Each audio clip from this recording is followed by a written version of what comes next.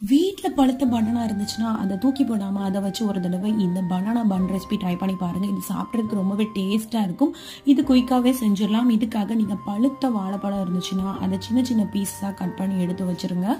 இதை நல்லா மசிச்சு விட்டுருங்க. இந்த பழம் நல்லா மசிஞ்சதுக்கு அப்புறமா இதுக்கு கூட 1/4 டீஸ்பூன் ஏலக்காய் தூள் சேர்த்துக்கோங்க. கூடவே 2 டேபிள் ஸ்பூன் நாட்டு சர்க்கரை சேர்த்துக்கோங்க. பழம் நல்லா இனிப்பாக இருந்துச்சுன்னா இனிப்பு கம்மியாக சேர்த்துக்கோங்க. ஒரு பிஞ்சு சால்ட்டு சேர்த்துக்கோங்க.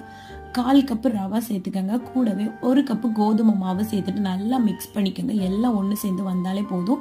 ஒன்று சேர்ந்து வந்ததும் 1/4 டீஸ்பூன் இதில் கீ சேர்த்துக்கோங்க. கூடவே ஒரு பிஞ்சு சோடா உப்பு சேர்த்துக்கோங்க.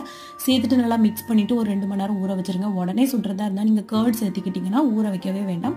இப்போ வழக்கமாக நீங்கள் சப்பாத்திக்கெல்லாம் எப்படி திரட்டுவீங்களோ அந்த மாதிரி திரட்டிட்டு கட்டர் இருந்துச்சுன்னா அதை யூஸ் பண்ணி கட் பண்ணிக்கோங்க. இல்லைனா பாட்டிலோட மூடி ஏதாவது வச்சு இந்த மாதிரி கட் பண்ணி எடுத்துட்டு ஆயில் நல்லா ஹீட் ஆனதும் ஸ்டவ்வை மீடியம் ஃப்ளேம்லேயே வச்சு ஃப்ரை பண்ணி எடுத்திங்கன்னா நல்லா சூப்பர் டேஸ்டியான பனானா பன் ரெடி ஆயிடும். ட்ரை பண்ணுங்கள்.